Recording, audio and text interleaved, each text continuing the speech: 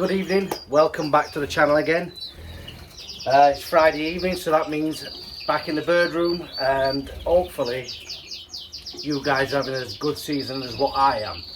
Before I do get started, I want to give a big thank you to Aviform. They are our sponsors, and it's not about getting free stuff. One thing I have said, I don't know how long, couple of years now, I've been using Aviform in different types of things from Aviform, and I actually find their products really good, and I'm really proud to be sponsored by them. So I will run through a couple of their products that I've been using this year, and I will guarantee you it has had a positive impact in my breeding. But like I said, I'll explain a little more about that as the video is going out, because it'd be more relevant to what I'm explaining. But if you're interested in any of those products from Aviform, they are giving us for 1 month a buy one get one free on all products in their range, and they have got quite a big range of stuff, things that I didn't actually know that they did do. All you need to do is, when you go on to their website, put your 2 relevant items in the basket, enter the code the bird room. There you go, you get whichever one it is, you'll get one free. So hope that helps everybody. So now let's get on to the birds in the bird room and explain what's happening, because there's a lot to go through this time of year. So as far as the breeding season goes in my bird room, and I don't really, but I'll explain. So our bird breeding season has been absolutely fantastic, and the problem with me saying stuff like this, I know there's a few people out there that's not having such a good season, and I can only hope it gets better for you, because there's nothing worse in the bird world where you see one person having a fabulous season and then yourself might not be having such a good season, whether it be breeding, fertility rate, or abandoning nests. And my heart goes out to you, and hopefully just stick at it, and hopefully it'll pick up for you. So as I explained, our season, whether it be the British birds, the canaries, the cinnamons, they're all doing what they're meant to do.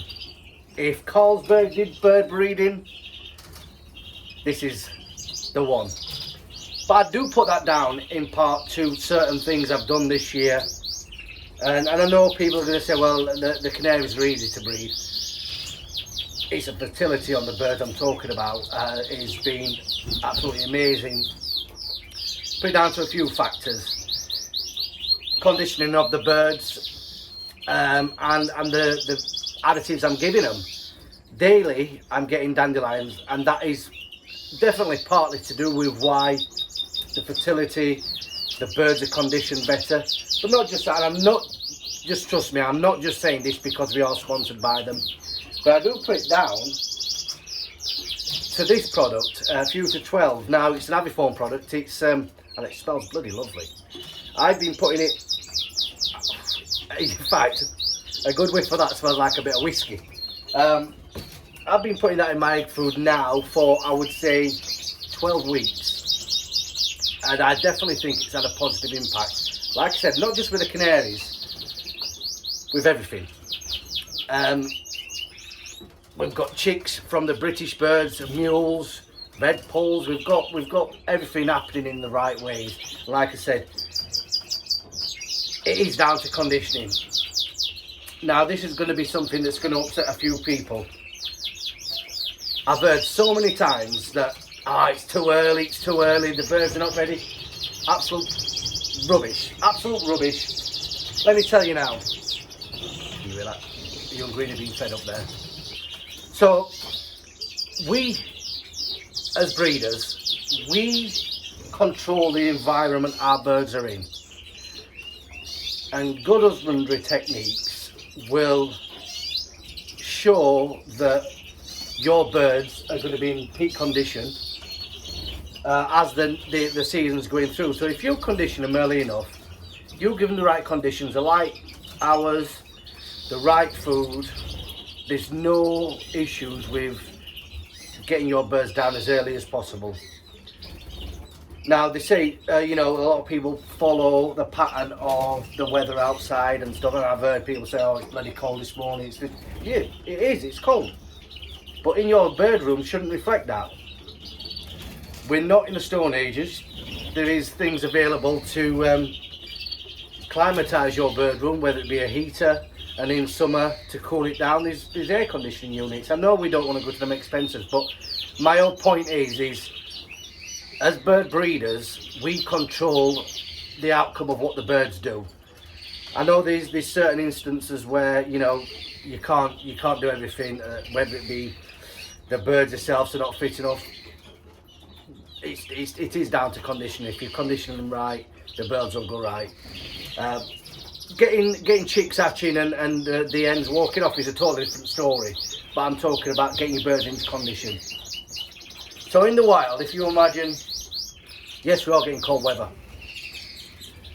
but the birds will start breeding in the wild when the light conditions or when they've got enough daylight hours and the abundance of food is available. And I'll tell you now, it's been available in the wild for at least 4 weeks. Birds are breeding. I know they are. I've seen linnets nesting. I've seen goldfinches nesting. Chicks from dunnarts. Chicks from robins. The birds in the wild. I mean, they are down south anyway. I can't explain about further up north where it is colder. But the birds down here are breeding. That means the birds in the wild are ready too. So it's not too early. So cut that rubbish out saying it's too early. Like I said, I know it might annoy some people, but there's my answer to it. So, as mentioned, the breeding season, we've got cinnamons just hatching, probably not, 3 days old, sorry, in this cage here, number 3. This is the third pair. Over, like I said in the last video, the same cockbird has fathered all 3 chicks. 3 different hens, unrelated, and that gives us a better gene pool for next year to work with, and some diversity to build a line between me and Jamie. Got Cinnamon's left the nest in 2 separate cages. Hopefully they'll molt out and do the job and colour up nice, because that's what Cinnamons are all about. And like I said, in the coming weeks I will do more of a in-depth episode, just standalone episode on the Cinnamons, some standalone on the British birds, and some standalone on the Fives. But today is just a rundown. In case 13, I don't want to talk too loud. We've just had some red polls, mealy red polls actually this morning. I don't know how many's hatched because I've not really looked, but I know some has hatched. We've got some young greenfinches. I've rung a full nest. There's some in flight number 3 to ring later today. I'll only ring them, as I've mentioned many times, late in the evening before the lights go out, so at least then they've got overnight to have the rings on. And this year I am using British Bird Council rings, BBC, because they're brown. The idea behind that is this year the IOA rings are red, and for me that's a no-no. Every year that the IOA has got red rings, I won't use them. I've heard stories over the years about the birds being turfed out, and at the end of the day red stands out like a sore thumb in a nest of chicks. Red is a danger colour. Birds for me will react to that and turf them out. What they'll do is try and pull the ring off and end up pulling the bird out of the nest. So I'm using British Bird Council rings. We've also got, in one of the cages you can see here, greenfinches literally just hatching as we speak. That's from a normal pair. all normal pairs that I've spoke about so far. In the flight, if you remember in the last episode, if you haven't looked at that, go back to last week's episode and look at it. I've got a flight number 4 with 4 greenfinch hens, all on eggs. Well, one of them has hatched with a cock dominant yellow mutation. He's filled all eggs. The eggs hatched. Unfortunately, the only one that was visual, the hen didn't feed. Obviously visual, pink-eyed, it was completely white looking. She didn't feed that, she's feeding the others perfectly. As you can see here in this one, there's a nest of 3 left now, so they're all rung. I'm doing fabulous again.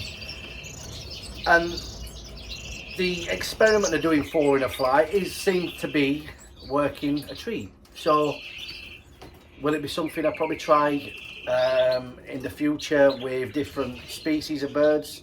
Some maybe greenfinches. I know, like I said, I've done it before with a trio of greenfinches and had success that way. But red pulse siskins, I probably would try them next year maybe.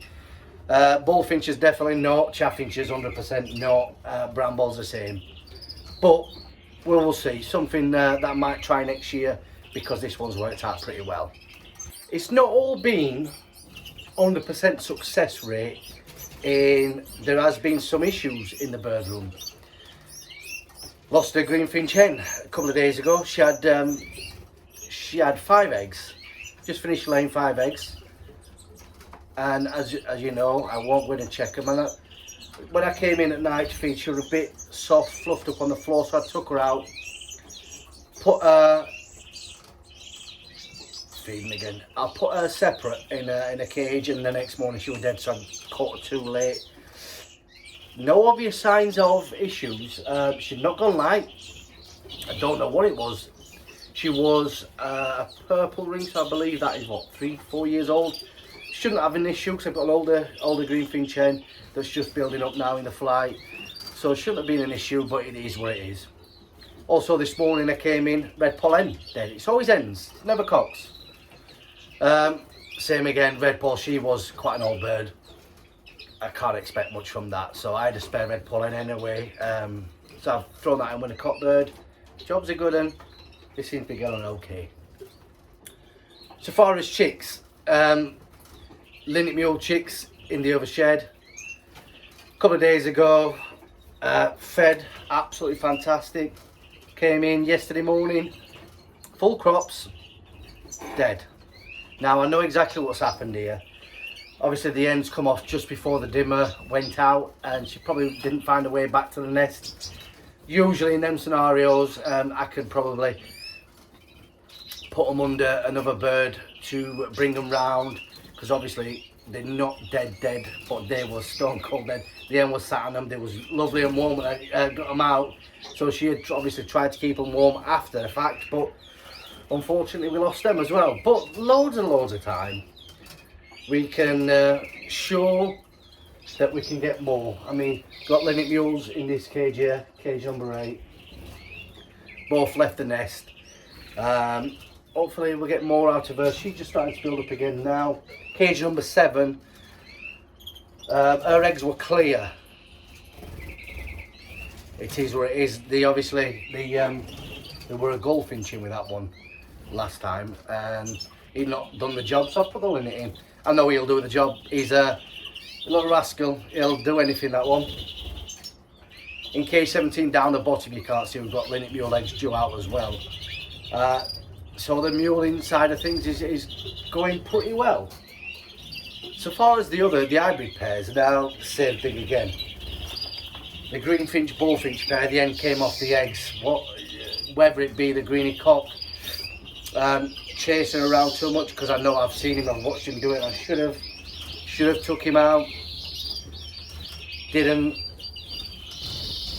My mistake. I'll know for the next time round. Greeny crossbill, clear eggs. First round for her, so absolutely buckets of time to try yet and try again. Greeny chaffy pairs. We've had eggs off the pair, the current year end, or the current year chaffy end, current year greeny cock. She never sat them, so that's actually under a 5 at the minute. If they're full, they're full. If they're not, they're not. There's plenty of time. We have actually got the others building up, and the chaffinches building up as well. So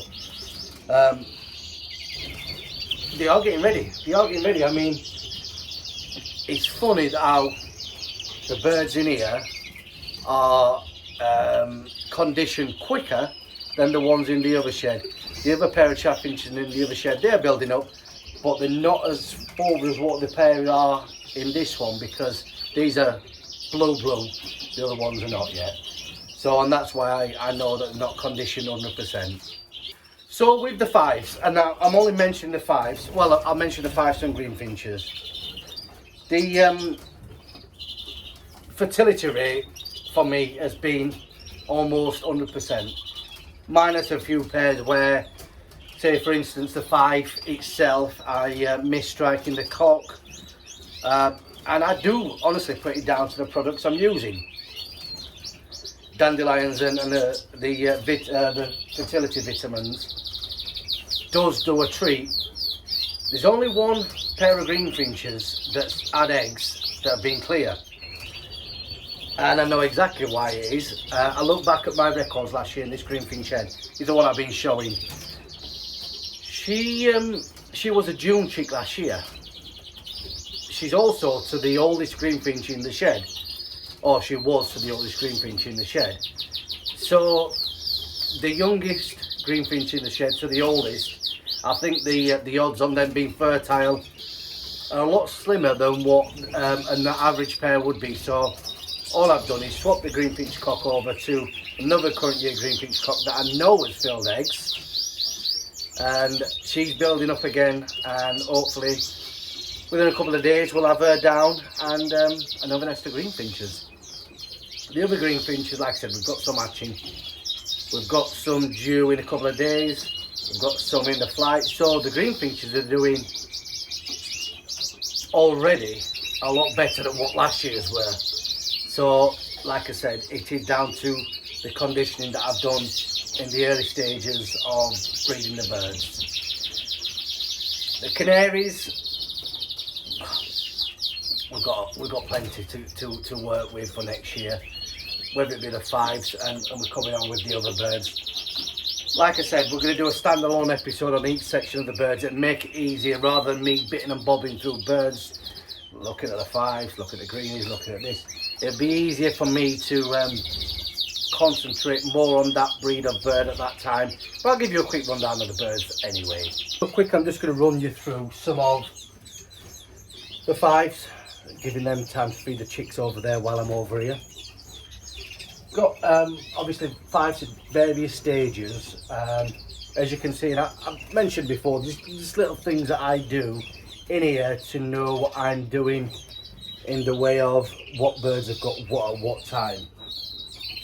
You can't see, just start with shot here. I'll start with this one, it's easier to explain. The breeding card is at the top, so that means she's either building a nest or her eggs are fresh laid that I haven't candled them to know what they are. If it's one that's down on the bottom, that means I've candled the eggs, then I know for a fact that they're full. If it's in the middle, as in this one is here, that means she's got chicks. And I've been putting the breeding card over the nest to cover the nest, as in like that. It gives the birds behind it a slightly bit more privacy to go about the business feeding the chicks at that point. Lovely young buff hen, another 10% buff hen. This tends to be the side where we've either got 10% or clears, and it's just for me when I'm running the cocking. So I've got, say, buffs on the top, buffs, and I'll just run the yellow cock in there, and vice versa with the yellow hens. I'll run the buff cocking. It's ironic, 175, I know the numbers of the birds that's going in there. The cock bird, the clear yellow cock, number 175, the buff cock, number 29, and he's gone over most of the birds that is in these sections down here. Although we've got 6 allied pairings, whether it be white hens, a white cock, to a clear hen or a green hen. The only one we've not got out of the nest yet is a white. We've had white hatch, we've had white up to a couple of days old, then they just seem to die. I know the white gene itself is weaker than other genes, but I'm not dwelling on it. What happens in the bird room happens in the bird room. Or whatever we have at the end of the year for showing, we'll show. If they're any good, that is, anyway. So I'm not dwelling too much on the numbers or the types of birds. All I want is the birds themselves to molt out, and hopefully be nice at that point. At this point in the stage, all I'll do is get them out the nest, get them reared and away. So that's what you need to be worrying about, not in the nest as they are. At this side, same thing again, as you can see. This one's got chicks. This one had clear eggs, because as you can imagine, same cock over them, and when it come to the end, sod's law, missed it. It is what it is. This one, that's running as a pair. Believe it or not, they're doing a worse job in this bird room than any. Never built a proper nest. Laid eggs in there, absolute crap of a bit of a nest, and then dead in shell. I know why it was. They weren't rotating the eggs as they should do, shitting on the eggs, then the eggs are spoiled. So I just end up throwing the eggs away. Now, seemingly, she is building a proper nest, so we'll see how they get on. The one just below, you can probably just see, they've got, she's back on eggs now, actually. What I've been doing is this round. I know I said before that I'm not taking the eggs away, but actually, for the second round, while ever the chicks are still in there, I'm taking the eggs away for one reason. If you leave the chicks in there, because they're still being fed by the parents, I'll be removing them as this goes out. This will be there, and so I'll be removing them on a Sunday. At this stage, the chicks will try and get back in the nest. So if she's laying, I'm removing them in the morning, and I'll just wait until I remove the chicks away, then put them all back in and set them as one. All they're going to do is crack the eggs. They'll shit on the eggs. There's a multiple different things that can go wrong in that nest. Then all you're going to have to do is wait a couple of weeks again for it to lay again, wasting time. So as it is now, I'm moving the eggs, storing them, putting them back when they are ready. That's it from this end. So as I said, in the flights, the birds, actually just the camera is just in front of the flight where the chicks are, so don't want to spend too long here. The birds themselves are doing fantastic. All the birds themselves are doing fantastic, and like I said, it is down to the conditioning of the birds. But unfortunately, I'm gonna leave it there, and I'll tell you why. Because as I'm moving from one side of the shed to the other, they stop feeding.